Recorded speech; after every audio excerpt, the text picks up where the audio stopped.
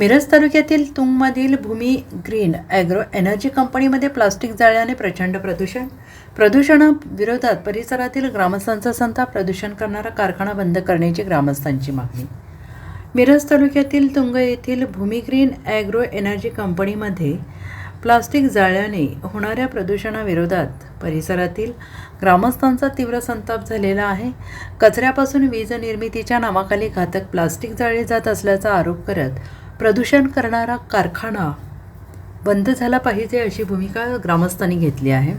कंपनीकडून पूर्वी जैवविघटनशील कचऱ्याचा वापर केला जात होता, मात्र सध्या प्लास्टिक जाळलं जात असल्याचा आरोप केला जातो आहे. प्लास्टिक जळत नसल्याने धूर निर्माण होऊन त्रास होत असल्याचा आरोप होतो आहे.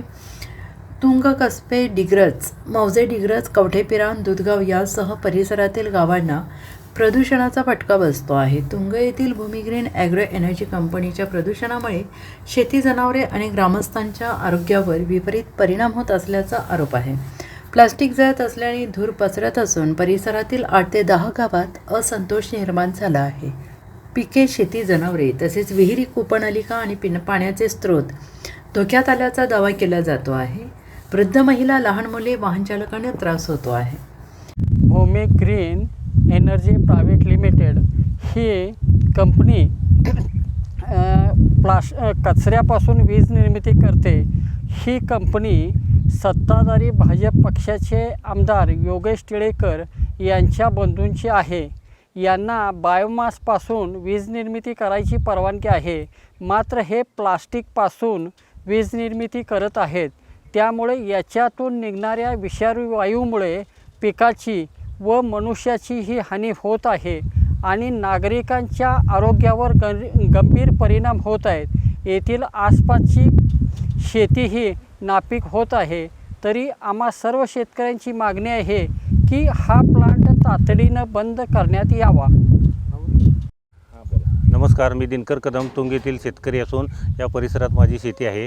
हा भूमी ग्रीन बायो प्लांट हा सुरुवातीला बायोमासवर आधारित असा प्रोजेक्ट असणारा, शेतीतून निघणाऱ्या वेस्टपासून वीज निर्मिती करायचा हा प्रोजेक्ट होता. पण काही कालावधीनंतर यात बायोमास बंद करून 100% प्लास्टिक पुणे नगरपालिकेतून आणून इथं 100% प्लास्टिक जाळलं जातं. हा 10 मेगावॉटचा प्रोजेक्ट असून याच्यात इतकी वीज निर्माण होत नाही.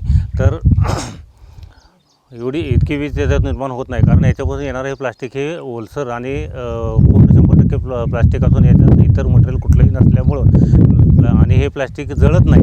तर हे 25% जळून राहिलेलं 75% वेस्टेज निघतं आणि हे वेस्टेज इथं शेतात आणि परिसरात पडल्यामुळं याची दुर्गंधी आणि याच्यातून निर्माण होणारे गॅसेस शेतीतून ह्या प्लांटमधून निघणारी राख, ही राख पिकावर बसून पिकांचं अतोनात नुकसान होतं. ह्या परिसरातला भाजीपाला, द्राक्षे, केळी ही पूर्णपणे नुकसान झाले.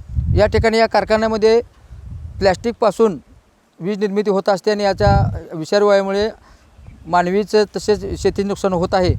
आणि आम्ही गेल्या 5-6 वर्ष झाले यासाठी प्रयत्न करीत आहे, परंतु प्रदूषण मंडळ याबाबत कोणतीही दखल आमची घेतली जात नाही. आणि वरिष्ठ म्हणजे कोणत्या तरी वरदहस्ताच्या ह्याच्यामुळे या ठिकाणी आमच्या सर्व शेतकऱ्यांचे, आसपासच्या सर्व गावातील ग्रामस्थांचे प्रचंड प्रमाणात मनुष्यहानी आणि त्याचबरोबर शेती पिकाचं प्रचंड नुकसान झालेलं आहे. Bureau report, SBN Marathi, Sangli.